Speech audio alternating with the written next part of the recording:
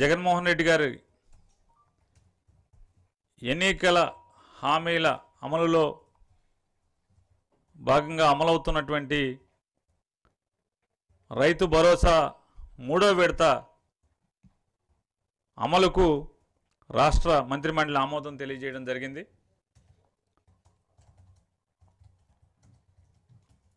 ఈ వ్యవసాయ సీజన్లో ప్రతి రైతుకు అలాగే కౌలు రైతుకు ఈ విడత 2,000 రూపాయలని ఇవ్వబోతోంది. ఇప్పటికే ఈ సంవత్సరంలో 2 విడతలుగా 7,500 రూపాయలు ఒకసారి, 4,500 ఒకసారి రైతు భరోసా కింద రైతు ఖాతాల్లో జమ చేయడం జరిగింది.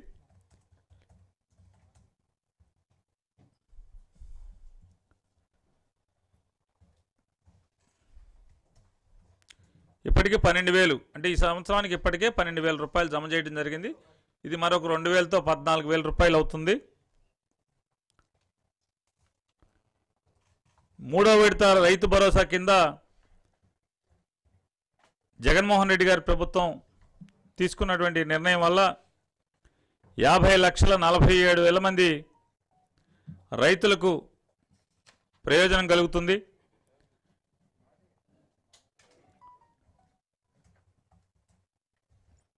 రేపు డిసెంబర్ 29వ తారీఖున జగన్మోహన్ రెడ్డి గారి చేతుల మీదుగా ఈ 50,47,000 పైచీలుకున్నటువంటి రైతులందరికీ కూడా వారి వారి అకౌంట్లో 1,009 కోట్ల రూపాయలని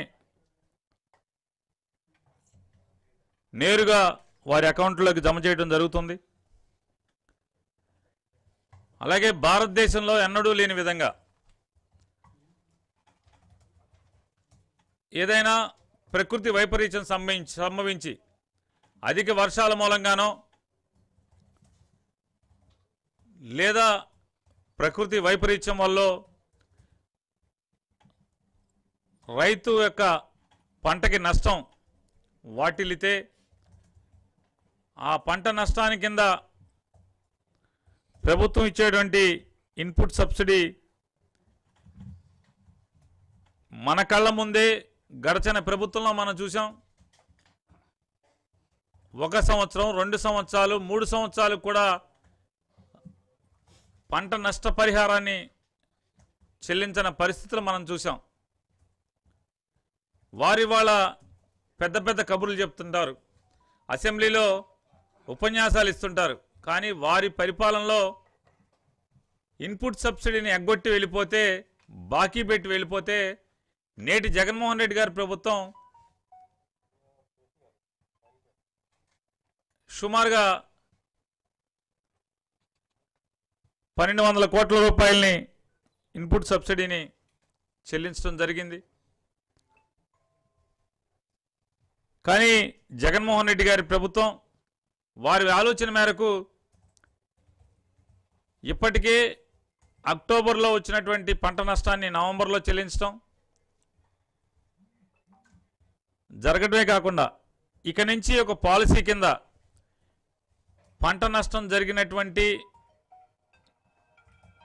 1 మాసంలోనే వారి ఖాతాల్లోకి పంట నష్టాన్ని ఇన్పుట్ సబ్సిడీని జమ చేయాలనేటువంటి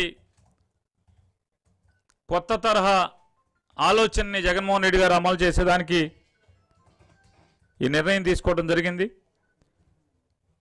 2020 అంటే ఈ సంవత్సరం నవంబర్ 24, 28 తారీఖుల్లో సంభవించినటువంటి నివార్ తుఫాను వల్ల ఎవరైతే రైతులు బాధితులు కాబడ్డారో, వారి పంట పొలాలు దెబ్బతిన్నాయో, అంటే నవంబర్ 24, 28 తారీఖు మధ్యలో జరిగినటువంటి పంట నష్టాన్ని డిసెంబర్ 29వ తారీఖున వారి ఖాతాల్లోకి నేరుగా జమ చేయటం,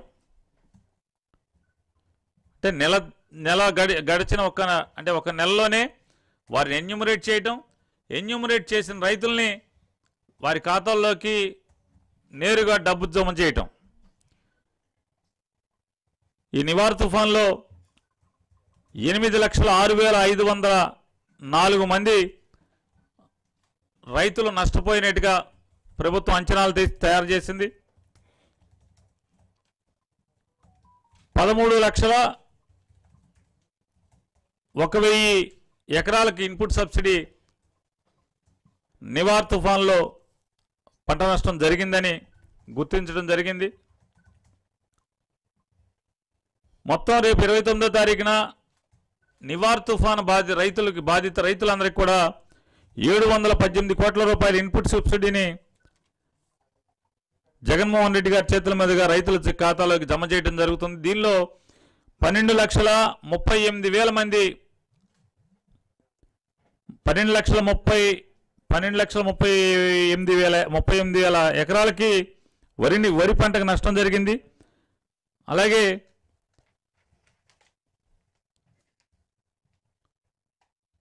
సుమారుగా 70,000 ఎకరాల్లో హార్టికల్చర్కి పంటకి నష్టం జరిగింది.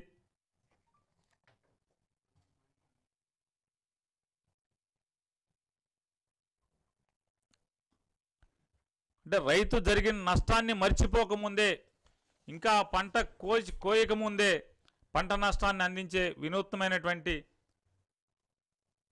రైతు శ్రేయస్సు కార్యక్రమాన్ని ఈరోజు జగన్మోహన్ రెడ్డి గారి నాయకత్వంలో ఆంధ్రప్రదేశ్లో ప్రారంభించడం జరిగింది. అలాగే పశు సంవర్ధక పాడి పరిశ్రమాభివృద్ధి శాఖలో 147 ల్యాబ్ టెక్నీషియన్ పోస్టులు, అలాగే 147 ల్యాబ్ అసిస్టెంట్ పోస్టులని కాంట్రాక్ట్ పద్ధతిలో భర్తీ చేయడానికి కేబినెట్ ఆమోదం తెలియజేయడం జరిగింది. ఈ పోస్టుల నియామకం ద్వారా నియోజకవర్గాల స్థాయిలో పశువ్యాధి నిర్ధారణకు పరీక్షా కేంద్రాల్లో వీరి ఏర్పాటు ద్వారా పశువుల అంటే పాడి పరిశ్రమపై ఆధారపడి జీవించేటువంటి రైతులకి పెద్ద ఎత్తున సౌకర్యం ఏర్పడబోతోంది. అలాగే పులివెందులలో AP institute of rural management ఏర్పాటుకు కేంద్రం ఆమోదం తెలియజేయడం జరిగింది. 83.59 లక్షల రూపాయలతో ఏర్పాటవుతున్న ఈ సంస్థ వల్ల గ్రామీణ మహిళలు, యువతలో సాధికారతను పెంచేలా కార్యక్రమాలు, శిక్షణ, సర్టిఫికేట్ కోర్సులను ఇందులో తర్ఫీదు ఇవ్వటం జరుగుతుంది. వచ్చే ఏడాది మే, జూన్ నెలల నుంచి కూడా ఈ కార్యక్రమాలన్నీ గ్రామీణ యువతకు అందుబాటులోకి వస్తుంది. అలాగే Andhra Pradesh medical education research corporation APMERC అనే ఒక సంస్థను ఏర్పాటు చేయాలని, దానికి ఆ ఏర్పాటుకు ఆర్డినెన్స్ జారీ చేయడం కోసం ఆంధ్రప్రదేశ్ రాష్ట్ర మంత్రిమండలి ఆమోదం తెలియజేయడం జరిగింది. ప్రస్తుతం ఉన్నటువంటి 11 వైద్య బోధనా ఆసుపత్రులు, నర్సింగ్ కాలేజీలు మరియు ఏర్పడబోయేటువంటి 16 కొత్త, అంటే 11 ఎగ్జిస్టింగ్ ఉన్న మెడికల్ కాలేజీలు, పాత మెడికల్ కాలేజీలు 11, అంటే ఈ ఆంధ్రప్రదేశ్ రాష్ట్రం ఏర్పడిన దగ్గర నుంచి ఇప్పటి వరకు ఏర్పాటైనటువంటి 11 మెడికల్ కాలేజీలు, అలాగే జగన్మోహన్ రెడ్డి గారి ప్రభుత్వం ఏర్పాటైన తర్వాత ఏర్పడబోతున్నటువంటి 16 కొత్త మెడికల్ కాలేజీలు. ఇప్పటి వరకు రాష్ట్రం ఏర్పడిన తర్వాత 11 మెడికల్ కాలేజీ ఏర్పాటైతే ఈ ఒక్క టర్మ్లోనే 16 కొత్త మెడికల్ కాలేజీలు ఏర్పాటవుతున్నాయి. వెరసి ఈ 27 మెడికల్ కాలేజీలకు కావాల్సినటువంటి 16,000 కోట్ల నిధుల అవసరాన్ని ఈ సంస్థ ద్వారా ఏర్పాటు చేయడం జరుగుతుంది. అలాగే డిసెంబర్ 21 నుంచి ఈ రాష్ట్రంలోని ప్రతి అంగుళాన్ని కొలవటానికి సమగ్ర భూ సర్వేకు కేబినెట్ ఆమోదం తెలియజేయడం జరిగింది. ఇప్పటివరకు మనందరం కూడా సాక్ష్యాలుగా ఉన్నాం. గౌరవ జగన్మోహన్ రెడ్డి గారు కూడా వారి పాదయాత్రలో అనేక గ్రామాల్లో, వందల గ్రామాల్లో రైతులు తమ భూమికి సరైనటువంటి పత్రాలు లేక అధికారిక రికార్డులో వారి పేర్లు నమోదు కాక తరతరాలుగా భూమి వారిదైనప్పటికి కూడా భూమి మీద సాగులో వారు ఉన్నప్పటికి కూడా వారికి లీగల్గా ఎక్కడ టైటిల్ డీడ్స్ లేకపోవటం కానీ రికార్డుల్లో నమోదు లేకపోవటం కానీ లేదా పక్క రైతులతో తగాదాలు ఉంటే ఎవరికి కండబలం ఉంటే ఎవరికి రాజకీయ బలం ఉంటే వారే బలహీనుల మీద దౌర్జన్యంగా భూములు ఆక్రమించుకోవటం కానీ సరిహద్దులు సర్వేయర్ దయాభిక్షల మీదే ఆ భూమి కొలతలు ఆధారపడి ఉండటం కానీ ఇట్లాంటి అనేక సమస్యలు ఆయన వినుండి అవన్నీ పరిష్కారం చేయడం కోసం సమగ్ర భూ సర్వే చేయాలి. 1923 నాటి ఆంధ్రప్రదేశ్ సర్వే మరియు భూ బౌండరీల చట్టంలోని ఒక 5 సవరణలు చేయడం ద్వారా ఈ కార్యక్రమానికి ఉన్నటువంటి అన్ని చికాకులు అన్ని చిక్కుల్ని కూడా తొలగిస్తూ ఈరోజు మంత్రిమండలి ఆమోదం తెలియజేయడం జరిగింది. ఈ కార్యక్రమంలో ప్రతి భూమికి సబ్ డివిజన్ ప్రకారం మ్యాప్ తయారు చేయడం జరుగుతుంది. అలాగే ప్రతి సరిహద్దుకి జియోగ్రఫికల్ కోఆర్డినేట్స్ని అక్షాంశాలని లాంగిట్యూడ్ లాటిట్యూడ్ని మార్క్ చేయడం జరుగుతుంది. తద్వారా సర్వేర్ ఎవడన్నా అవ్వచ్చు, కానీ ఆ లాంగిట్యూడ్ లాటిట్యూడ్ అనేది ఫిక్స్ చేయడం వల్ల జీపీఎస్ కోఆర్డినేట్స్ ఫిక్స్ చేయడం వల్ల సరిహద్దు సర్వేర్ ఇష్టానుసారం మారే పరిస్థితులు ఉండవు. అలాగే సర్వేర్ వాళ్ళని ఎవరినైనా ధ్వంసం చేసినా కూడా చట్టరీత్యా చర్యలు తీసుకుంటా కూడా ఇవాళ మంత్రిమండలి తీసుకున్న నిర్ణయం ద్వారా వెసులుబాటు అవకాశం రెవెన్యూ అధికారులకు ఏర్పడుతుంది. అంటే పేదవాడికి బలహీనుడికి అండలేనటువంటి వాడికి రాజకీయ పలుకుబడి లేనటువంటి వాడికి పేద రైతులకి బలహీన రైతులకి అందరికి కూడా ఈ చర్య వల్ల రక్షణ ఏర్పడుతుంది.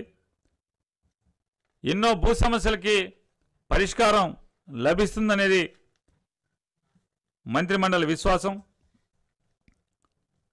రాబోయే 3 సంవత్సరాల్లో రాష్ట్రంలోని మొత్తం భూమిని అంతా కూడా సర్వే చేసి రికార్డు తయారు చేయడం జరుగుతుంది. దీనికి అబ్జెక్షన్స్ దీనికి టైమ్స్ ఉన్నాయి, రూల్స్ ఫ్రేమ్ చేయడం జరిగింది.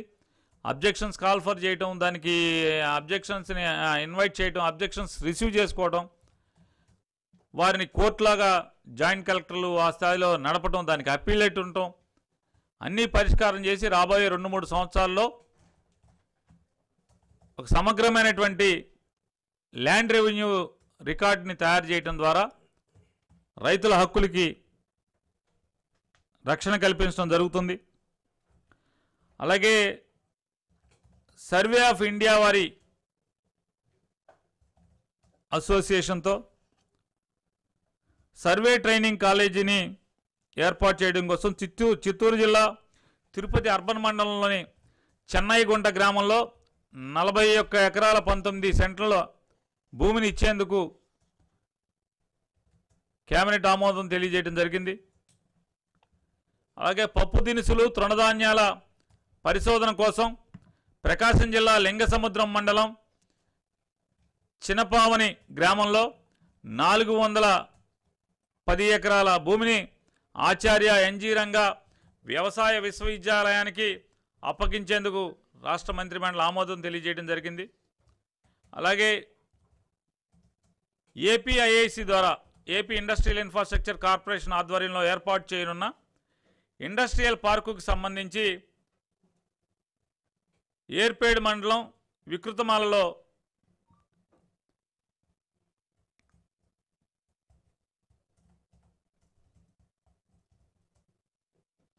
పరిహారానికి సంబంధించి అంటే అక్కడ భూమి సేకరించే దాంట్లో మిగిలిపోయిన వారికి పరిహారం ఇచ్చేందుకు కూడా కేబినెట్ ఆమోదం తెలియజేయడం జరిగింది.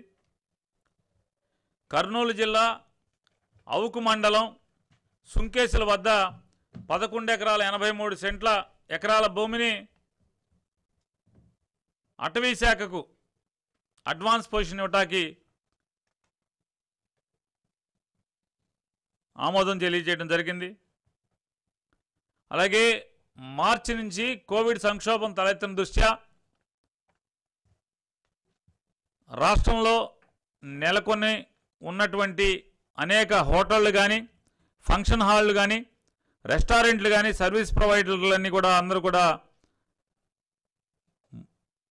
అనేక ఇబ్బందులు, అందులో పనిచేసే వారికి అనేక ఆర్థికపరమైన ఇబ్బందులు, ఉద్యోగ సమస్యలు అన్నీ మనం తలెత్తడం చూసాం.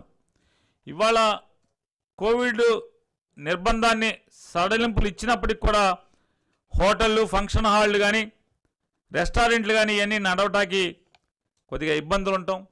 లేదా దాన్ని తెరిచినప్పుడు బాగు చేయటానికి, మళ్ళీ రీఫర్బిష్ చేయటానికి, అంటే సోఫాలు కానీ దాంట్లో ఉన్న ఫర్నిచర్ కానీ అన్నీ కూడా రిపేర్ చేసుకుంటాకి కానీ బాగు చేయడానికి చాలా నుంచి మూతపడి ఉండటం వల్ల అవన్నీ బాగు చేసుకుంటాకి ప్రభుత్వం 50,000 నుంచి 15 లక్షల వరకు, గరిష్టంగా 15 లక్షల వరకు ఒక్కో యూనిట్కి రుణ సదుపాయాన్ని ఏర్పాటు చేసేదానికి, అలాగే ప్రభుత్వం యొక్క అంచనాల మేరకు 198,50,00,000 రూపాయలు ఈ రీస్టార్ట్ ప్యాకేజ్ ద్వారా హోటల్ పరిశ్రమకి అండగా రావాలని చెప్పని,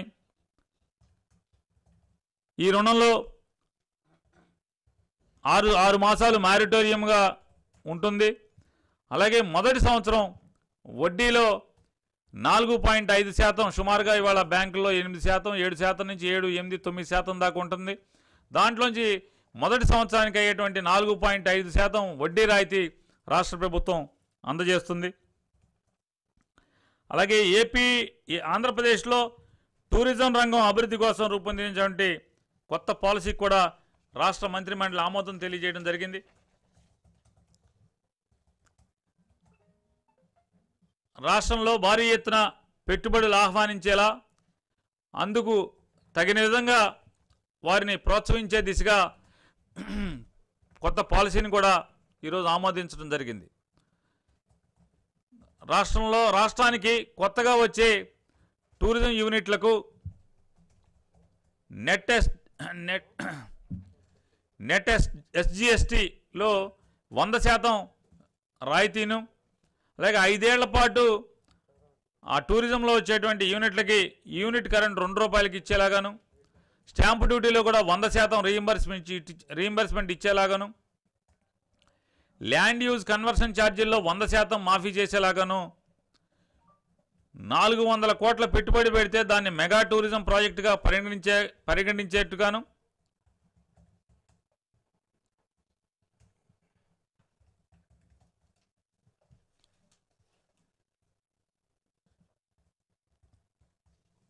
ఈ కొత్త పాలసీ ప్రకారం వచ్చేటువంటి ఈ మెగా టూరిజం యూనిట్లలో 5 స్టార్ పైబడి హోదా ఉన్నవారు పార్ట్నర్లుగా ఉండాలి.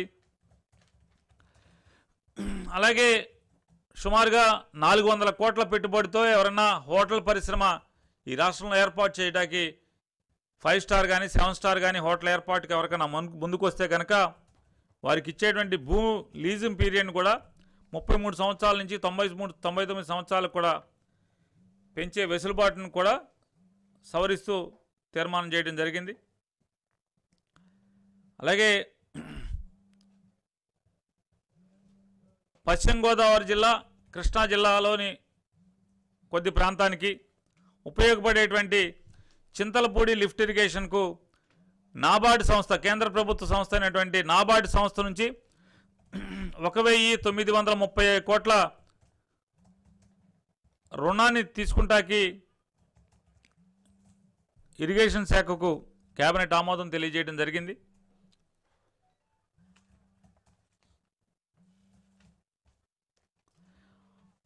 Pulivendula branch canal, CBR right canal phase 2 కింద మైక్రో ఇరిగేషన్ ప్రాజెక్టుల కోసం కేబినెట్ ఆమోదం తెలియజేయడం జరిగింది. 6 జిల్లాల్లో ఈ రివార్డ్ కార్యక్రమం కింద వాటర్ షెడ్ల అభివృద్ధికి వెసులుబాటు వస్తుంది.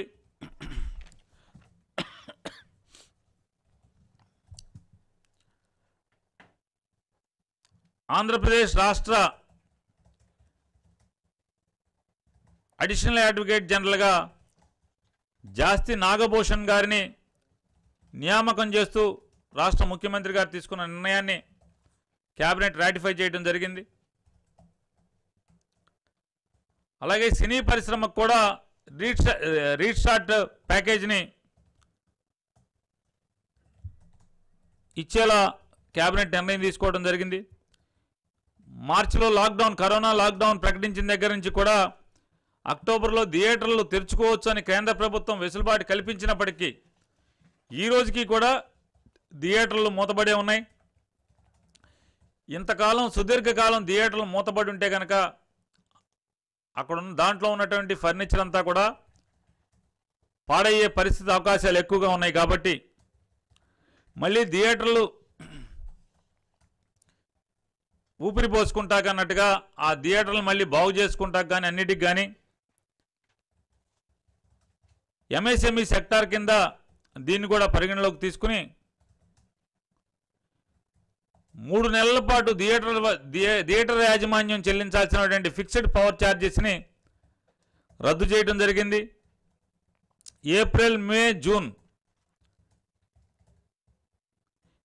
ఈ 3 నెలలకు సంబంధించి మల్టీప్లెక్స్ థియేటర్లతో సహా అన్ని థియేటర్లకు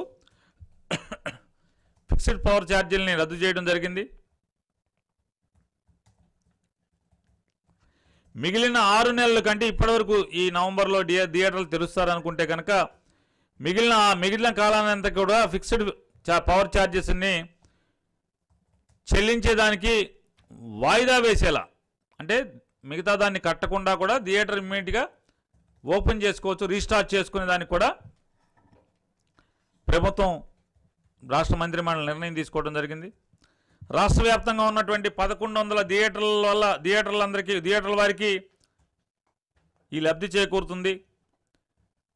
అలాగే రీస్టార్ట్ ప్యాకేజీ కింద వర్కింగ్ క్యాపిటల్ రుణాలు కూడా ఇప్పించాలని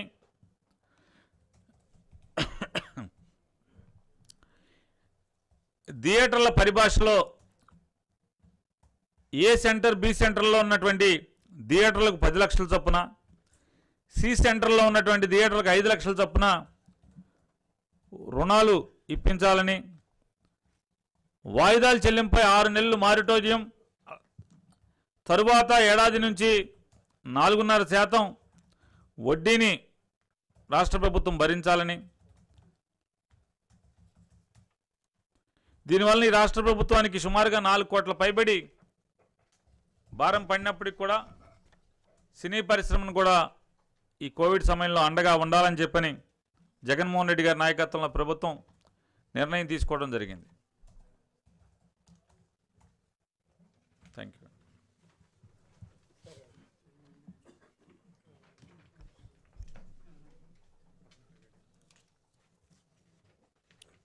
ఇన్నాకడ నేను మాట్లాడిన దాంట్లో 7,500, 4,000, 2,000 చిన్న కరెక్షన్, 13,500, 14,000 చెప్పాను.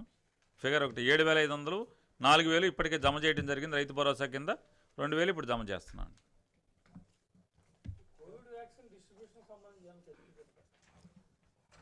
అంటే కేంద్ర ప్రభుత్వం మనకు సప్లై చేయగానే అంటే ఎప్పటికైనా ఇమీడియట్గా, అంటే వాళ్ళు ఏ రోజు ఇచ్చినా కూడా వెరీ నెక్స్ట్ డే నుంచి మనం దాన్ని రంగంలోకి దూకటానికి అది దాంట్లో మొదటి విడతగా medical and health front line వారియర్స్తో మొదలుపెట్టి మిగతా కోవిడ్ ఫైట్ చేసేటువంటి ఫ్రంట్ లైన్ వారియర్స్ అందరికీ ఫస్ట్ ఫేజ్ కింద, అట్లాగే ఇమీడియట్గా 50 సంవత్సరాల పైబడిన వారికి, అట్లాగే 50 సంవత్సరాల పైబడిన వారిలో ముందు కోమార్బిడ్ అంటే ఈ షుగరు, కిడ్నీ, హార్ట్ లక్షణాలు, కోమార్బిడ్ లక్షణాలు ఉన్నటువంటి వారికి, అట్లాగే 50 సంవత్సరాల లోపున్న వారికి కూడా కోమార్బిడ్ లక్షణాలు ఉన్న వారికి, ఇట్లా ఫేజ్ వైజ్ ప్రయారిటీ ఎవరెవరికి ముందు ఇవ్వాలనేది ఇప్పటికే కేంద్ర ప్రభుత్వం గైడ్లైన్స్ ఇచ్చింది. దానికి సరిపడా దానికి కావాల్సినటువంటి స్టోర్ చేయడానికి కావాల్సినటువంటి ఎక్విప్మెంట్ కానీ, ఫ్రిడ్జ్ల ఎక్విప్మెంట్ కానీ, ఇట్లాంటివన్నీ దాని టెంపరేచర్ తక్కువలో స్టోర్ చేయడానికి కావాల్సినటువంటి అన్ని ఎక్విప్మెంట్లు కానీ, మ్యాన్ పవర్ కానీ, ఇన్ఫ్రాస్ట్రక్చర్ కానీ, అట్లాగే ట్రాన్స్పోర్టేషన్ కానీ ప్రతిదానికి కూడా మనం రెడీగా ఉన్నాం. కేంద్ర ప్రభుత్వం మనకు ముందు ఇచ్చినటువంటి షెడ్యూల్ ప్రకారం డిసెంబర్ 25 అన్నారు. కానీ ఇంకొంచెం ఒక 2 వారాలు 3 వారాలు వాయిదా పడేట్టుగా ప్రస్తుతం మనకు ఉన్నటువంటి సమాచారం. అవును, కేంద్ర ప్రభుత్వం ఇచ్చిన దాన్ని బట్టి ఆయన చెప్పాడు. ఆయనకేం కొత్తగా వండి వార్చాడు కదా సమాచారం. ఆయన ఎంపీగా ఉన్నాడు కాబట్టి, అంటే చంద్రబాబు నాయుడు గారు ఎంపీగా లేడు, ఎమ్మెల్యే కూడా పనిచేయట్లేదు కదా, సెలవులో ఉన్నాడు కదా ఆయన, కోవిడ్ సెలవులో ఉన్నారుగా చంద్రబాబు గారు. లేదా?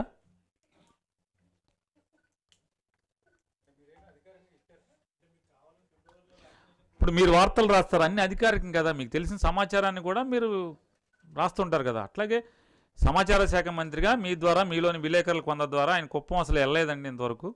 మొన్న వరదలు వచ్చినా కూడా వాళ్ళని జనం పోయారు, పొలాలు పోయినాయి, పంట నష్టం జరిగినా కూడా అక్కడ ఎమ్మెల్యే తిరగలేదండి అని మనలో విలేకరులు చెప్తుంటే, మరి మీరు చెప్పింది నిజమే అనుకుంటా, పేపర్లో రాసిన నిజం ఎట్లా అనుకుంటాం, ఇది కూడా నిజమే అనుకుని ఆయన సెలవులో ఉన్నారని అనుకున్నాను అంతే. కృష్ణా జిల్లా ఎమ్మెల్యేలు మంత్రులు రాజీనామా చేయాలి, రెఫరెండంకు సిద్ధం కావాలి, 3 రాజధానుల మీద అని చెప్పేసి టీడీపీ వాళ్ళు సవాల్ విసురుతారు. మేము ఒక్కళ్ళం ఎందుకు, గుంటూరు జిల్లా కూడా ఉందిగా. నిన్నేమో ఆయనేమో రాజధాని గుంటూరు అన్నాడు, మళ్ళీ మాకు పెట్టేదేమో గుంటూరులో, కృష్ణా జిల్లా వాళ్ళకి ఏంటి సంబంధం? కాదండి, ఆయన ధర్నా చేసింది ఎక్కడ? ముందు ఒక ఆయనేమో, ఇప్పుడు మన జిమ్లో ట్రైనర్ ఉంటారు, మనం జిమ్కి వెళ్ళామనుకోండి కొత్తగా, జిమ్లో ట్రైనర్ ఉండి ఇదిగో నువ్వు ఇలా వంగోవాలి, ఇలా లెగాలి, ఇట్లా చేయాలి అని చెప్తాడు. అది చూసి మనం కూడా అట్టాగే వంగుని అట్టాగే చేస్తుంటాం కదా. నిన్న ఆయన ఎవరో మాజీ ఎమ్మెల్యే ఎవరో పక్కన నుంచున్నాడు, గుర్తుపట్టలేదు నేను, అంటే వీడియోలో సరిగ్గా తీయలే మీరు. ఆయన ఎవరు సారి ఇట్ట పడుకోండి, ఇట్ట ఒడుకోండి, ఇట్ట అని అంటే తర్వాత ఈయన కూడా అట్టాగే నేల మీద పడుకుని అట్టాగే వంగుని అట్టాగే పడుకుని డొల్లాడు. తెలియదు మరి, అంటే నేను మీరు ఇచ్చిన వీడియోనే కదా, ఫీడ్ ఎవరు మీరు ఇచ్చిందే కదా నేను చూసింది టీవీలో, నేనైతే అక్కడికి వెళ్ళలేదు కదా. ఆ టీవీలో నేను చూసింది ఏంటంటే పక్కన ఒక ఆయన ముందు చెప్తున్నాడు, సార్ ముందు కాళ్ళు ఇలా పెట్టాలి, తర్వాత చేతులు ఇట్ట పెట్టండి, అక్కడ పెట్టండి అని ఆయన చెప్తే ఈయన అట్టాగే పడుకుని ఈ పాకాడు డొల్లాడు ఇవన్నీ తర్వాత సంగతి. అవన్నీ కూడా ఎక్కడ చేశాడు, గుంటూరు జిల్లాలో చేసి మేము రిజైన్ చేయటం కృష్ణా జిల్లాలో. సవాల్ కూడా పిచ్చి సవాళ్ళు కూడా స్వీకరిస్తారా? ఇప్పుడు సవాల్ అంటే హేతుబద్ధంగా ఉండాలి అంతే కదా, లాజిక్ ఉండాలా అక్కర్లేదండి? అసలు అంతమంది రైతుల్ని మోసం చేసింది ఎవరు?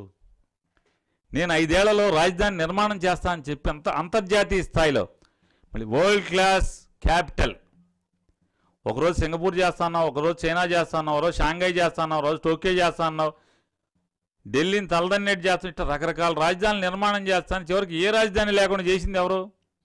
ఈ రాజధానికి మోసం చేసినోడు నువ్వే ఇవ్వండి. వెనకటికి ఎవడో చెప్పిన సామెతగా ఉంది, వాళ్ళ అమ్మా నాన్న ఇద్దరు ఆడే మర్డర్ చేసేసి, అయ్యా నేను కోర్టులో నువ్వేం చెప్పుకునేదే ఉందంటే, అయ్యా నేను అనాథనయ్యా, అమ్మా నేను లేనుండి అయ్యా, శిక్ష లేకుండా చేయండి అన్న అంట.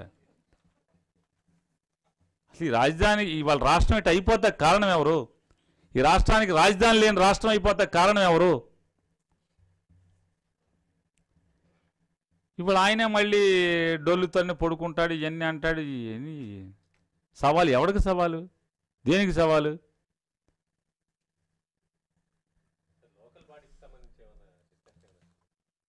ఏం లోకల్ బాడీస్ ఏమన్నా ఎవరు సార్? ఎన్నికల కమిషన్ గారు అంటే రమేష్ కుమార్ గారా? ఆయన అసలు ఎక్కడో కనపడతలేదు కదా అసలు మామూలుగా ఇక్కడ రాష్ట్రంలో. మీకు కనపడ్డాడు ఎక్కడన్నా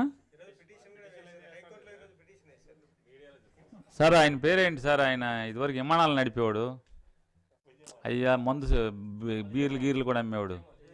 విజయ్ మాల్యా గారు. విజయ్ మాల్యా గారు కూడా ఢిల్లీలో కోర్టులో కేసులు వేస్తున్నాడు. ఎక్కడున్నాడు? ఎక్కడున్నా నాకు తెలియదు, ఇండియాలో అయితే లేడు కదా.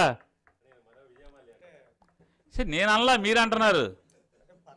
ఎవరు ఏ పేపర్ తమరిది? ఆంధ్రప్రభ అని అన్నాను, నేను అనలా. నేనన్నానా? మీరేమన్నారు సార్? ఆయన కోర్టులో కేసు వేస్తున్నాడంటే, కోర్టులో కేసు అయ్యాక ఉంది. ఆయన ఎవడో విమానాలను నడిపేసి దివాళా తీసేసి బ్యాంకులకి టోపీ పెట్టి వెళ్ళిపోయాడు కదా, బ్యాంకులు దొంగతనం చేసి వెళ్ళిపోయాడు కదా. ఆయన పేరు విజయ్ మాల్యా. ఆయన కూడా ఇండియాలో లేడని సిబిఐ చెప్తుంది. ఆయన కూడా సుప్రీంకోర్టులో కేసులు వేస్తున్నట్టుగా వింటున్నాం కదా. అంటే ఇండియాలో ఉండకుండా కేసులు వేయించే అవకాశం ఉన్నప్పుడు మరి ఇక్కడ కూడా కనపడకుండా కేసులు వేయటానికి ఏముంది? ఎక్కడి నుంచైనా వేయచ్చు కదా, దొంగతనాలు చేసేయచ్చు, పారిపోవచ్చు, ఎక్కడి నుంచైనా వేయచ్చు కదా. అట్లా నేను అనుకున్నా. మరి ఇక్కడ ఎక్కడ ఆంధ్రప్రదేశ్ ఎన్నికల కమిషన్ అంటే ఆంధ్రాలో ఉండాలి కదా.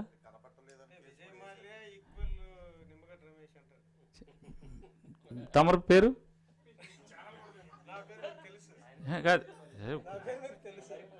మాస్క్ వేసుకున్నారు కదా, ఏంటి తెలియదు. టెన్ టీవీ విజయ్ గారు కదా, టెన్ టీవీ విజయ్ గారు అంటున్నారు, నేను అనలేదు.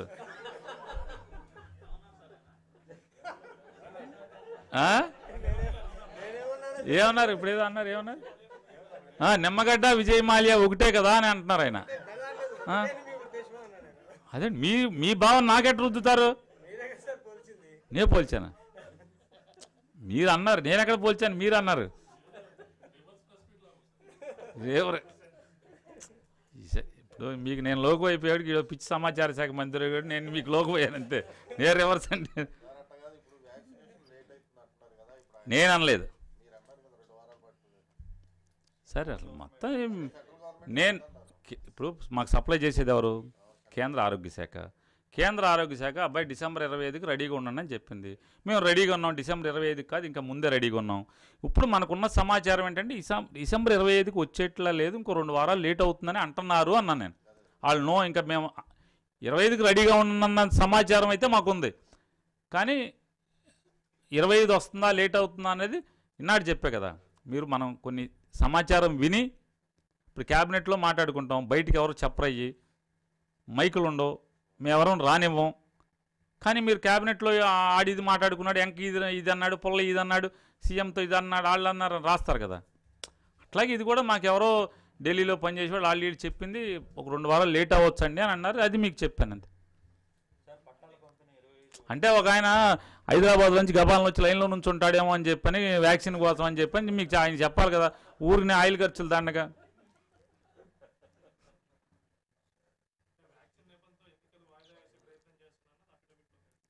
వ్యాక్సిన్ నెపంతో లోకల్ బాడీ ఎన్నికలను వాయిదా వేస్తున్నారని చెప్పి. పచ్చకామర్ల వాడికి లోకం అంతా పచ్చగా ఉంటుంది. కోవిడ్ పేరుతో వాయిదా వేసినప్పుడు మనకు తప్పు కనపడింది. ఇవాళ వ్యాక్సిన్ల పేరుతో మనకి అంటే ఆయన ఏమనుకుంటాయంటే, ఆ రోజు ఎవరి చేతో వంచబడి ప్రలోభాలకు గురి కాబడి ఈ రాష్ట్రంలో కోవిడ్ లేకపోయినా కూడా కోవిడ్ ఉంది వచ్చేస్తుంది, అదిగో కనపడుతుంది, చైనాలో కనపడుతుంది, చైనా నుంచి ఇక్కడికి ఎంతసేపు వస్తుంది, బర్రని పరిగెత్తుకు వస్తుందని చెప్పని వాయిదా వేసినోడికి అలాగే కనపడుతుంది. వీళ్ళు కూడా ఏదో నన్ను అడ్డుకుంటాకి చూస్తున్నారు అనుకుంటాడు, అంతేగాని అరే బాబు జనాల ప్రాణాల కోసం రా బాబు అనేది ఆయనకు అర్థం కావట్లా. ఆయనకి ఎంతసేపు చంద్రబాబు రాజకీయం, ఆయన పేరేంటంటే సుజనా చౌదరి గారు రాజకీయం కావాలి కాబట్టి ఆయనకి అది ఇంట్రెస్ట్. మనకేంటంటే జనాల ప్రాణాలు ఇంట్రెస్ట్ కాబట్టి జనాల కోసం అంటున్నాం.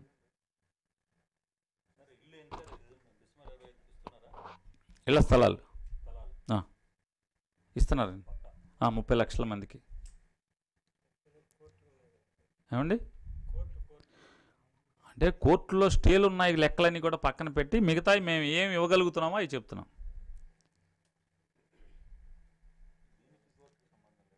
పంచిపెట్టేదానికి అంటే కోర్టులో భూములకు స్టే ఉంది. అంటే కొంతమంది ప్రేరేపితమై కోర్టుకు వెళ్ళిన వాళ్ళు ఉన్నారు. కోర్టు అఫిడవిట్ మీద ఈయన ముట్టుకోవద్దని చెప్తుంది.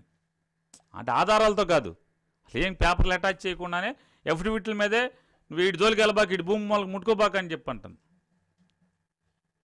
అట్లాంటివి వచ్చి స్టే వాటి మనం ముట్టుకోలేం కదా. అట్లాంటివి పక్కన పెడితే మేము ఇవ్వగా ఇప్పుడు ఇవ్వబోతున్నాయి 30 లక్షల మంది అని చెప్తాం.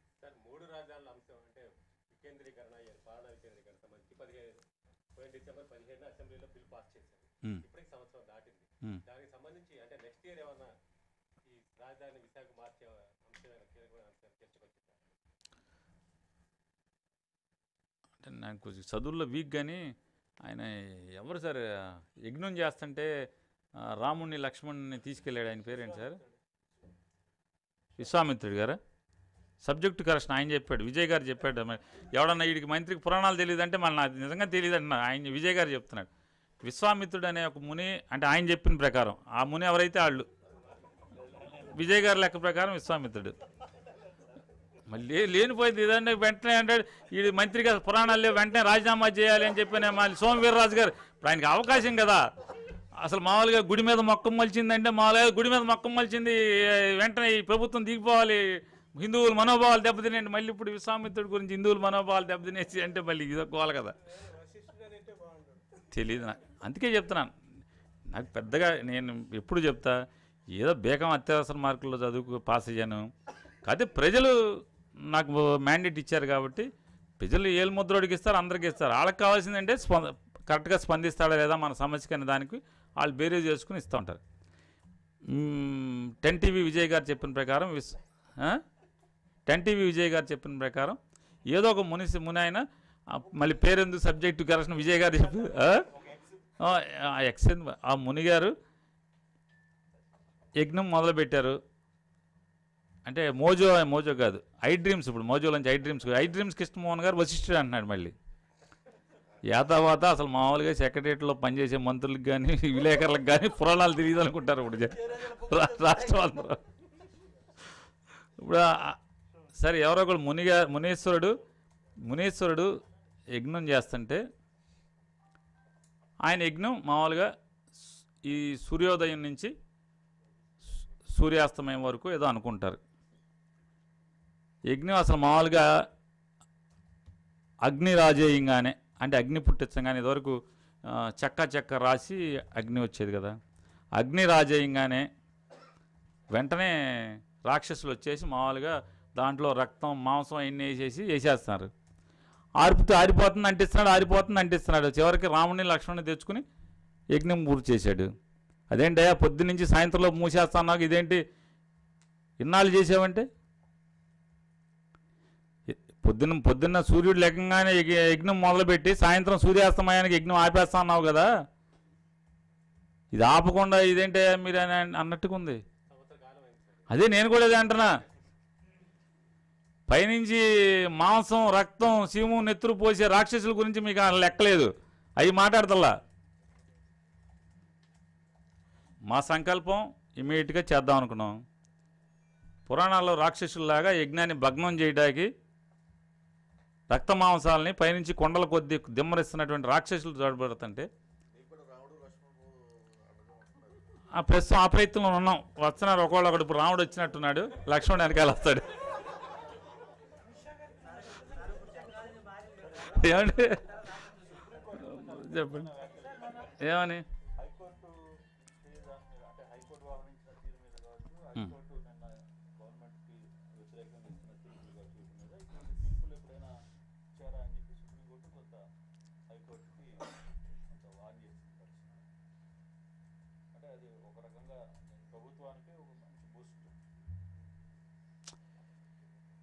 అంటే ఇక ఇవన్నీ ఏంటంటే బూస్ట్ హార్లిక్స్ ఇవన్నీ పక్కన పెడితే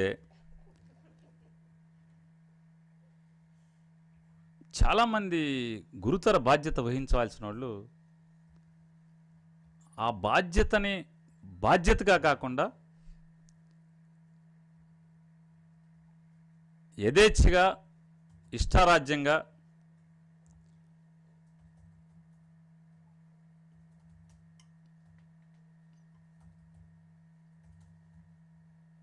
అంటే అకౌంటబిలిటీ అనేది కూడా లేని పరిస్థితుల్లో ఎవరికి అకౌంటబిలిటీ ఉండక్కర్లేదు, అంతరాత్మక అకౌంటబిలిటీ ఉండాలి.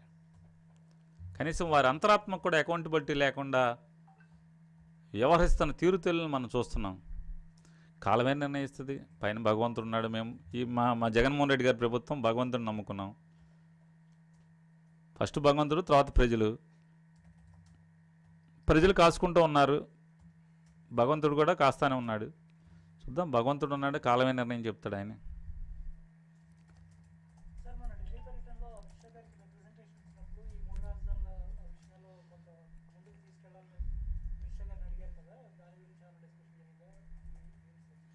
మూడు రాజధానుల గురించి ముందుకు ఇవ్వాల. కర్నూలులో హైకోర్టు నోటిఫై చేయమని చెప్పి రీనోటిఫై చేయమని చెప్పని ఇచ్చాం. ఎందుకంటే హోమ్ డిపార్ట్మెంట్ రీనోటిఫై చేయాల్సినటువంటి రెస్పాన్సిబిలిటీ, వారి బాధ్యత, డ్యూటీ వాడిదే కాబట్టి, వారికి హక్కులు ఉన్నాయి కాబట్టి, home department minister Amit Shah గారు కాబట్టి, ఈ రాష్ట్ర ముఖ్యమంత్రి జగన్మోహన్ రెడ్డి గారు, బీజేపీ కూడా ఎక్కడైతే కర్నూలులో హైకోర్టు పెట్టాలని చెప్పని వారి ఎన్నికల డిమాండ్లో ఉంది కాబట్టి, దయచేసి దీన్ని ముందుకు కొనసాగిస్తూ హైకోర్టుని కర్నూలులో రీనోటిఫై చేయమని చెప్పని రికమెండేషన్ ఇచ్చాము.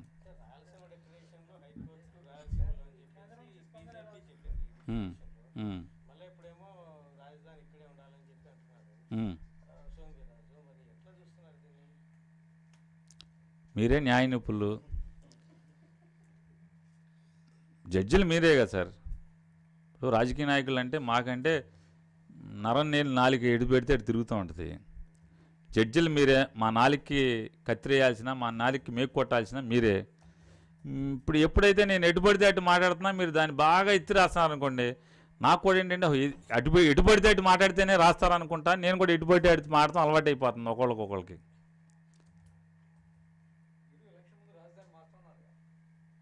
ఇప్పుడు మారుస్తున్నానని ఎవరు చెప్పారు? హరిగోవింద్ గారు చెప్పాడా? పోనీ జగన్మోహన్ రెడ్డి గారు ఏమన్నా హరిగోవింద్ గారు చెవులో చెప్పారా మారుస్తున్నానని? ఏండి ఎందుకు వ్యక్తుల మీద కోపం ఎందుకు ఉంటుందండి? వ్యవస్థలు గాడి తప్పినప్పుడు వ్యవస్థ మీద కోపం ఉంటుంది, వ్యక్తి మీద ఎందుకు ఉంటుంది అసలు? అందులో విలేకరులు ఎవరు? సరే వారు ఒక పెన్ను లాంటి వాళ్ళు, వారి విధి చెయ్యి ఏది రాస్తే అది అంతే కదా.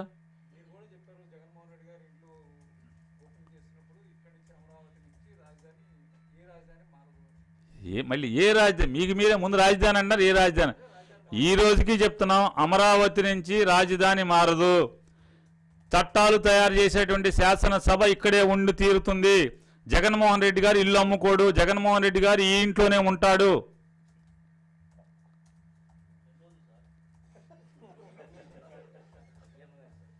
జగన్మోహన్ రెడ్డి గారు జీవించి ఉన్నంత కాలం ఇక్కడే ఉంటాడు. మీకేం కావాలి? రోజులేంటి దానికి?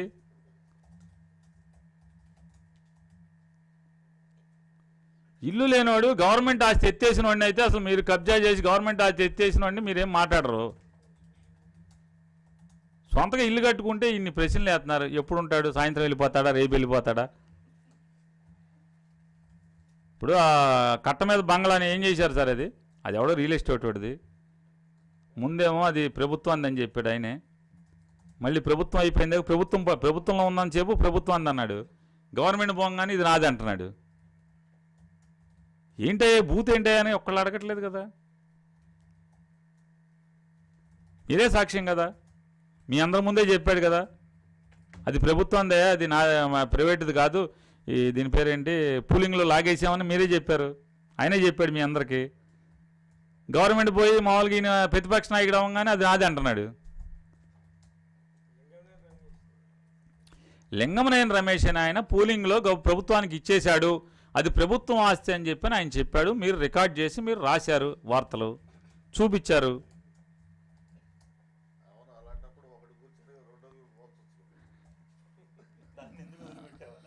బాబాయిలు ఉన్నారు ఆపేటాకి.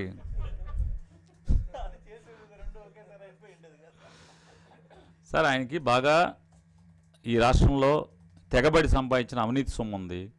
గంటకి కోట్లు వెచ్చించి ప్లేడర్లను పెట్టుకునే స్తోమత ఉంది.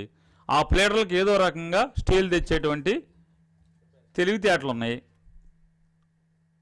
ఆ తెలివికే కదా కోట్లు చెల్లించేది. స్టే తెచ్చుకున్నాడు.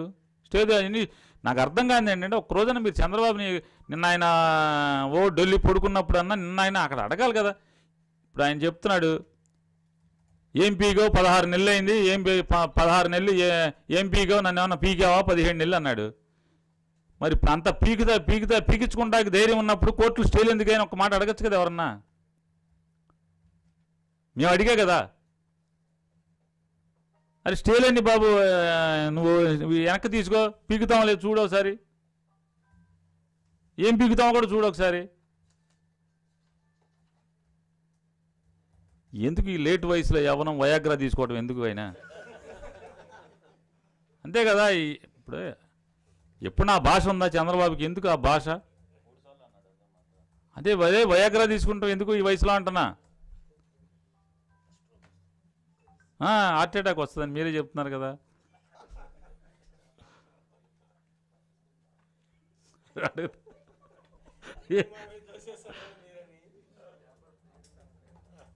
అండి అదే సార్ తమ పేరు ఏ పేపర్? ఏ పేపర్?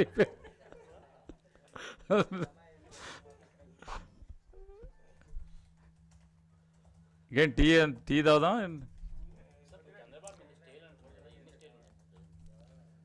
తప్పకుండా అడిగి చెప్తా సార్. అంటే లా మినిస్ట్రీ నా దగ్గర లేదు, సీఎం గారి దగ్గర ఉంది. తెచ్చుకున్నారని ఉంది. అంటే అప్పుడెప్పుడో నేను చదువుకునే రోజుల్లో బాగా అంటే కుర్రోడుగా ఉన్నప్పుడు ఏలేరులో డబ్బులు తినేశాడు, కోర్టుకి వేస్తే అప్పుడు ఎవరో వేశారు కోర్టుకి, కంబైన్డ్ స్టేట్లో అప్పుడు తెచ్చుకున్నాడని ఒకసారి చెప్పారు. ఏలేరు స్కామ్ ఏదో స్కామ్లో. తర్వాత లక్ష్మీపార్వతి గారు ఈడ బాగా తినేశాడు, 2 ఎకరాల నుంచి 2000 కోట్లు సంపాదిస్తే అవినీతి మీద విచారణ చేయంటే అప్పుడు స్టే తెచ్చారన్నారు. అట్లా రకరకాలుగా చాలా చాలా బోల్డ్ని స్టేలు. మన కేసీఆర్ గారు ప్రభుత్వం మీద ఓటుకు నోటు 50 లక్షల రూపాయలు, అతను ఎవరితో పొట్టిగా ఉంటాడు, అతనితో హడావుడిగా తిరుగుతూ ఉంటాడు, అతనితో 50 లక్షల సూట్ కేసు ఇచ్చి పంపించాడు. అప్పుడు ఫోన్లో బ్రీఫిడ్ మీ మనవాళ్ళు briefed me you vote I will I stand you come we talk అని చెప్పని ఆయనతో మాట్లాడాడు ఫోన్లో. అప్పుడు స్టే తెచ్చాడు దాంట్లో అని చెప్పారు. మళ్ళీ తర్వాత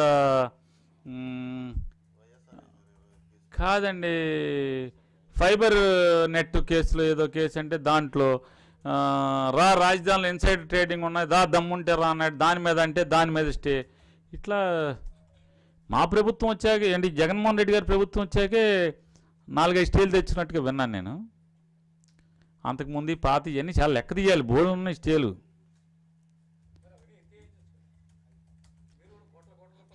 ఫీజులు కడతాకి డబ్బులు లేక అని చెప్తున్నాం కదా, ప్లేడర్ని పెట్టుకోవాలిగా. ఏంటిది ఎక్కడి నుంచి ఖర్చు పెట్టారు? ఏ లాయర్కి? గవర్నమెంట్ కడుతుంది కదా. మీరు రాసే లెక్కలన్నీ మేము చెప్తేనే రాస్తున్నారా ఆంధ్రజ్యోతిలో?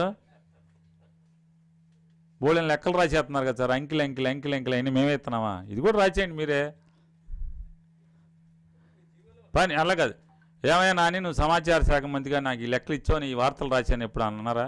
అన్నీ మీరే రాసేసుకుంటున్నారు కదా లెక్కలు, అంకిలు అన్నీ. ఇది కూడా రాసేయండి, ఏముంది దాని గురించి, ఎంత ప్లేడర్కి ఇచ్చాం, ఏ ప్లేడర్కి ఇచ్చాం రాసేయండి, ఏముంది.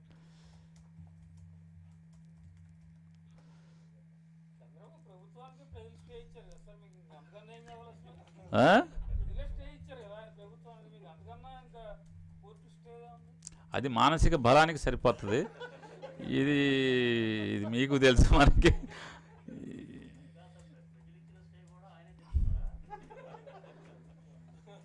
తెచ్చుకున్నాడు అనేది ఎన్టీవీ పిఎంఆర్ గారు చెప్తున్నాడు, టీవీ ప్రజెంట్ తెచ్చుకున్నాడని.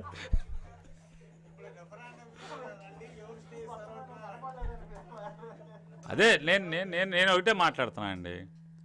1994లో ఈనాడు రామోజీరావు గారి దగ్గర నుంచి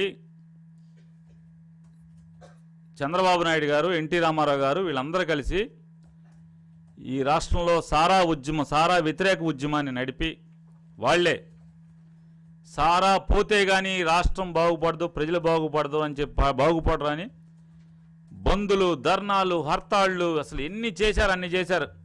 రామోజీరావు ఈనాడు పేపర్ అయితే కనుక రామోజీరావు గారు సంపాదకీయాలతో కూడా రాశారు. రోజు పేపర్లో 4-5 పేజీలు, దగ్గర 20-25 వార్తలు. ఆవిడ రోసమ్మ గారు, ఆవిడ పేరేంటండి, దోబగుంట రోసమ్మ గారి గురించి అసలు మామూలుగా ఆకాశానికి అయితే ఆవిడ మరో ఝాన్సీ లక్ష్మీబాయి అని రాశారు, చెప్పుకున్నారు, వాడుకున్నారు. చంద్రబాబు నాయుడు గారు ముఖ్యమంత్రి అయ్యాక నిషేధాన్ని ఎత్తేసి మళ్ళీ లెక్కలు ఇచ్చేప్పుడు రెఫరెండంకి వెళ్ళాడా?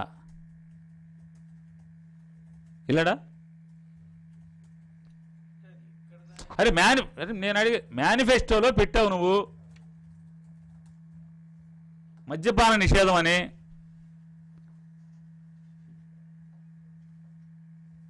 మద్యపాన నిషేధాన్ని ఎత్తేసేప్పుడు మళ్ళీ సారా బ్రాందీ రాష్ట్రంలో ఏరులై పారటాకి నడుం కట్టినప్పుడు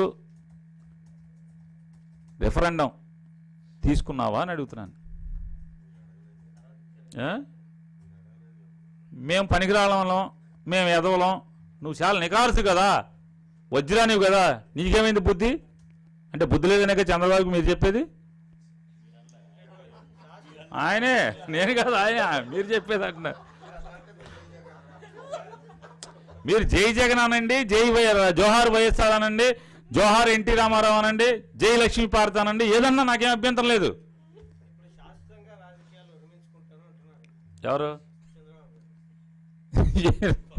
ఇప్పుడు ఎట్లా ఉంటుందంటే, ఇక నేను అలసిపోయాను, ఇక నేను ఇంక పెళ్ళిళ్ళు చేసుకొని ఒక 90 ఏళ్ళ ముసలోడు అంటే ఏముంటుంది చెప్పండి? అది చేసుకుంటాక ఎవరు వస్తారు ఇన్ని 90 ఏళ్ళ వయసులో? ఏదో అట్లా ఆయనకే చెల్లిపోయింది. అట్లా ఏది మాట్లాడినా రాసేయటానికి పేపర్లు ఉన్నాయి కాబట్టి ఏది మాట్లాడినా చూపించటానికి ఆహో ఓహో అంటాకి భజన బృందం ఉంది కాబట్టి ఆయనకే సరిపోయింది. సరే, రెఫరెండాలు ఇవన్నీ ఎందుకు సార్? అసలు ప్రజలే మనకు కోర్టు, ఇది ప్రజా కోర్టులో ఏదైతే చూద్దరు కానీ కదా, మనకెందుకు? అల్టిమేట్గా ప్రజలే కదా. ఎవరైనా కులమానం ప్రజల తీర్పు.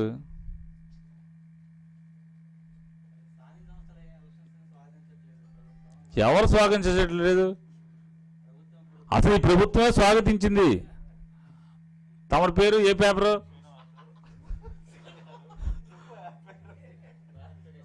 Sir Bharat today TV channel Srinivas garu, మీరేమంటున్నారు? లోకల్ బాడీ అంటే మీకు భయమా? ఎందుకు స్వాగతించట్లేదు? పారిపోతున్నారు ఏంటి అని మీరు అంటున్నారు. నేనంటున్నాను, పారిపోయింది ఎవరు? నిమ్మగడ్డ రమేష్ కుమారు, చంద్రబాబు బృందం. 2014 నుంచి 2019 దాకా ఎన్ని లోకల్ బాడీ ఎలక్షన్స్ ఖాళీలు ఉన్నాయి, పూర్తి చేశారు. ఏమైంది నీ నిబద్ధత? ఏమైంది నీ నికార్సుతనం? 2018 ఆఖరికి 2019 మొదట్లో ఈ టర్మ్ అయిపోయి ఎలక్షన్లు పెట్టాల్సిన పరిస్థితి ఉంటే నువ్వెందుకు పెట్టలేదు? ఎవరిని అడగాలి? అసలు పడేసే ఎలక్షన్ వస్తున్నప్పుడు ఈ లోకల్ బాడీ ఎందుకు మేము అడగాల్సిన పని ఏముంది? జగన్మోహన్ రెడ్డి గారి ప్రభుత్వం సంసిద్ధత తెలియజేసి లోకల్ బాడీ ఎన్నికలు పెట్టాలని చెప్పి నిర్ణయం తీసుకున్నది జగన్మోహన్ రెడ్డి గారి ప్రభుత్వం. నువ్వు ఎప్పుడైతే కుట్రపూరితంగా ఒక నిష్పక్షపాతమైనటువంటి పాత్రలో ఉండాల్సినటువంటి నువ్వు నీచానికి ఒడిగట్టినప్పుడు, విలువలకి పాత్ర వేసినప్పుడు మరి ముళ్ళుని ముళ్ళుతోనే తీయాలి కాబట్టి ఎత్తుకడితోనే వెళ్తారు ఎవరైనా.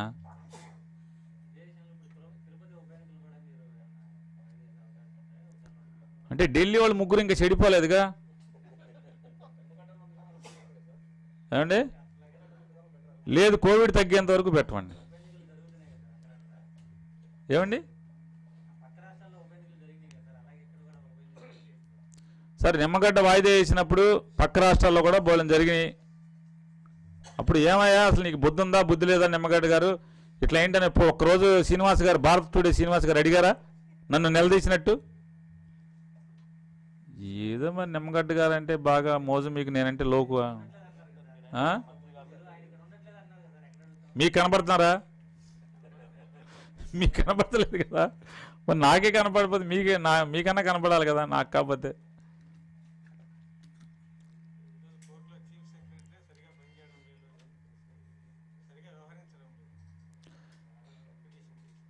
ఎవరేశారు? ఇప్పుడు నిమ్మగడ్డ బొక్కలు మనకు తెలిసి, మన బొక్కలు నిమ్మగడ్డకు తెలిసి, అంతేగా. నా ప్యాంట్ చిరిగిపోయింది ఎవరు తెలుస్తుంది? ఏమండి?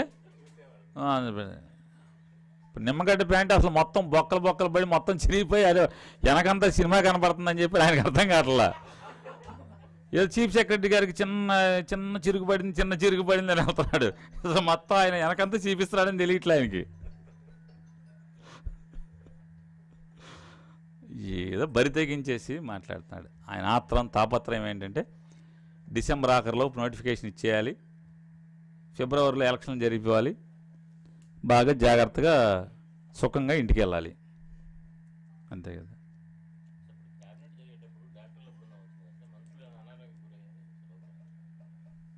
అనారోగ్యం ఎవరు లేరు మంత్రులు.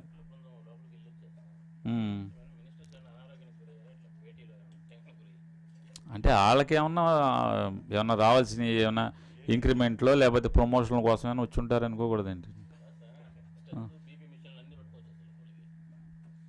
ఎవరిని ఉద్యోగం ఏమన్నా అయిందేమో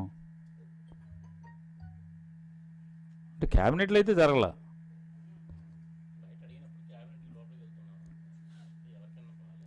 ఇది మోసుకెళ్ళే వాళ్ళుగా మీరు ఫోటోలు తీసేవాళ్ళుగా బర్రమని మామూలుగా అసలు ఎంపడ పడతా అంబులెన్స్ ఎంపడ కెమెరాలు వచ్చి పడేవాళ్ళు కదా.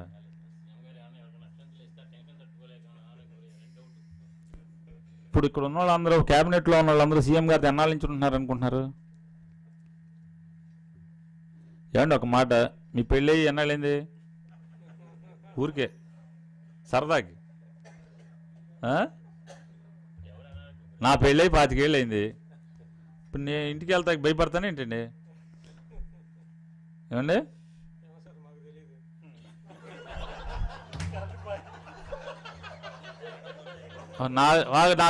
సార్ నా సంగతి మీకు తెలీదు. మీరు సంగతి, మీ పెళ్ళి ఎన్ని ఏళ్ళైంది? 14 ఏళ్ళు. మీరు భయపడతారు ఇప్పుడు? అలవాటు అయిపోతాం కదా.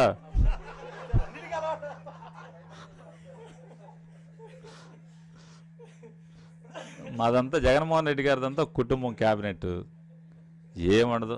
మేమన్నా ఆయనన్నా ఆయన మేమంతా ఫ్యామిలీ. మేమేమని చెప్తాం? మా నాయకుడు ఏం చెప్తాడు? మా నాన్న నాకు పెద్ద కుటుంబాన్ని ఇచ్చెళ్ళారని చెప్తున్నారు. మేము కూడా కుటుంబంలో సభ్యులం. కుటుంబంలో సభ్యులు మీకు అన్నా ఎన్ని బయట చెప్పడం కాదు, అసలు ఏముంటుంది? ఏముండదు అన్నా. సరే చంద్రబాబు గారు లాంటి వాళ్ళు కొట్టుకుంటారు సార్. ఎన్టీ రామారావు గారి పిల్ల చంద్రబాబు గారు, లేకపోతే వాళ్ళు తనుకుంటారు. ఇవన్నీ ఏమంటాయి? మనకేం సంబంధం ఉంటుంది? ఇవన్నీ వెన్నుపోట్లు గిన్నుపోట్లు ఇవన్నీ అక్కడ మాంగారును పొడిచి, తోడళ్ళను పొడిచి, బామ్మద్దులను పొడిచి ఇవన్నీ అక్కడ. మీరు అవన్నీ అటు అలవాటు అయిపోయి ఇటు రిపోర్టింగ్ అయిపోయి ఇటు వచ్చేస్తున్నాయి. ఇట్లేదు ఇక్కడ ఇదంతా.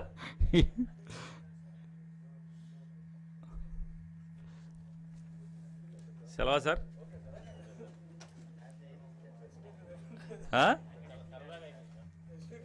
ఎక్స్‌డిషన్లో ఎట్టి పరిస్థితుల్లో డిసెంబర్ ఆఖరికి ఇవ్వాలనేది పరిగెడుతున్నాం.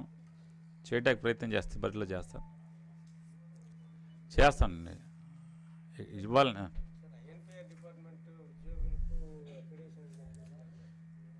ఎవరు చెప్పారు? జియో ఇవ్వటం ఎంతసేపు, మాడిఫై చేయటం ఎంతసేపు అండి?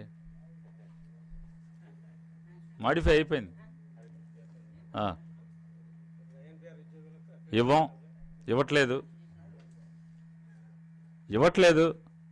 దీంట్లో పెద్దది ఉంది. నన్ను అంటే ఐజీఏ లీడర్ ఒక ఆయన, ఇంకో ఆయన, లేకపోతే ఇట్లా కొంతమంది యూనియన్ లీడర్లే మమ్మల్ని అడిగారు, ప్రశ్నించారు నన్ను. ఏమయ్యా నువ్వు పెద్ద పోటుగాడు అని చెప్తున్నావు, నువ్వు విలేకరులు కాకుండా దొంగలు, దీంట్లో డ్రైవర్లు, భార్యలు, పనిచేసేవాళ్ళు, వాటాదారులు, యజమానులు వీళ్ళందరూ కూడా కార్ డ్రైవర్ల దగ్గర నుంచి అందరికీ ఎక్విడిషన్లు ఇస్తున్నారు కదా అని మమ్మల్ని అంటున్నావు. మరి మీ దగ్గర ఉద్యోగస్తులు ఎందుకు ఇవ్వాలి అన్నారు. మా దగ్గరికి ఉద్యోగస్తులకు ఇస్తున్నారా అన్నాను. నువ్వే సంతకం పెట్టావు జీవో మీద అన్నారు. గబగబా జీవో చూసుకున్నాను. అరే వినండి, గబగబా జీవో చూసుకుంటే దాంట్లో ఒక పేజీలో కనపడుతుంది. వెంటనే మా వాళ్ళని మేము మాట్లాడుకున్నాం, ఏంటయ్యా మీకని అంటే, ఉందండి మేము కూడా విలేకరులతో పాటు రిపోర్టింగ్కి వెళ్తాం కదా అన్నారు.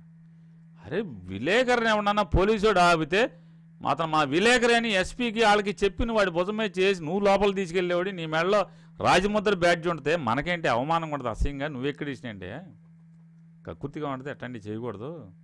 ఇప్పుడు నేను మంత్రి చేస్తున్నాను, నేను పంచాయతీ పేషెంట్గాను లేకపోతే మున్సిపల్ చైర్మన్గా పోటీ చేస్తే అసహ్యంగా ఉంటుంది, కక్కుర్తిగా ఉంటుంది. మనం బాధ్యత గల ప్రభుత్వ ఉద్యోగి, విలేకరుల సంక్షేమం, వారి అవసరాలు చూడాల్సినటువంటి బ్యాడ్జ్ మన మెడలో ఉంటుంది, నీకు ఎక్రిడిషన్ అంటే అసహ్యంగా ఉంటుంది, వద్దు అని చెప్పాను. మా వాళ్ళు కూడా ఓకే డన్, నువ్వు ఏది చెప్తే అదే అన్నారు. మోడిఫికేషన్ మా వాళ్ళకి ఇవ్వమని చెప్తున్నాను. మా ఎంప్లాయీస్కి ఇవ్వబోట్లేదు,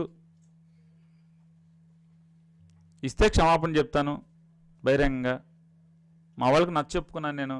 ఎస్ మా లీడర్ చెప్పా, ఓకే కరెక్ట్ అన్నారు వాళ్ళు. అయిపోయింది. మేము మాట్లాడుకున్నాం బస్ స్టాండ్ దగ్గర కాంప్లెక్స్లో. నిజంగా ఏంటండి?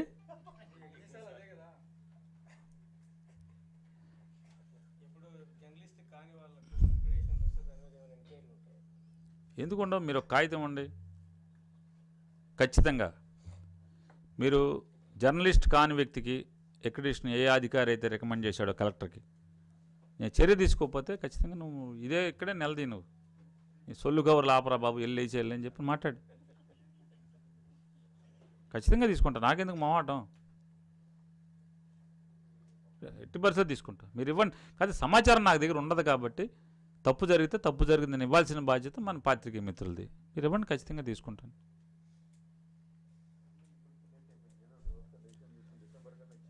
ఏ లేట్ అయినా మంచిగా రావాలని అంతే, అంతకుమించి వేరే తాపత్రయం ఏం లేదు. మంచిగా ఉండాలి, నిజమైన విలేకరికి ఉండాలని చెప్పని ప్రతి వాళ్ళు తీసుకెళ్తున్నారు, బాగోదని చెప్పని.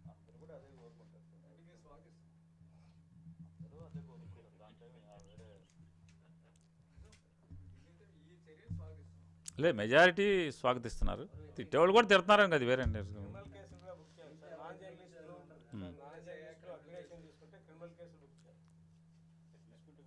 అంత దాకా ఎందుకు లేండి, పోనండి, రద్దు చేసేద్దాం అంతే.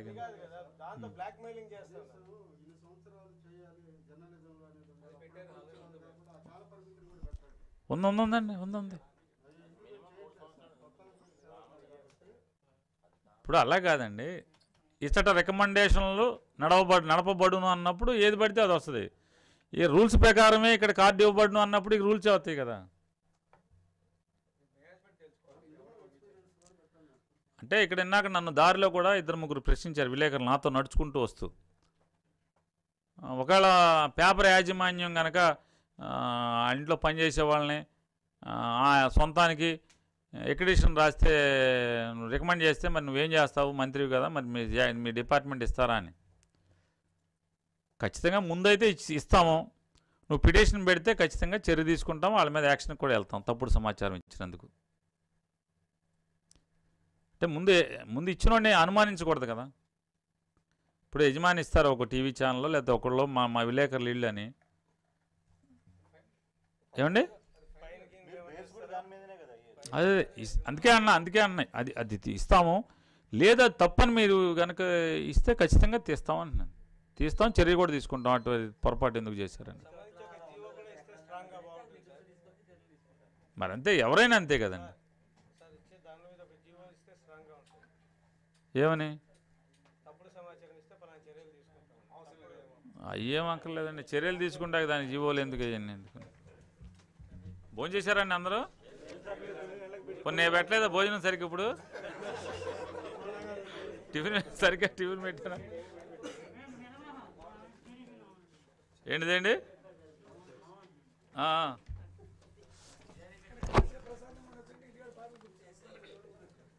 చాలా తప్పు మాట్లాడుతున్నారు వాళ్ళు, లేకపోతే మనం ఏమున్నామండి అసలు.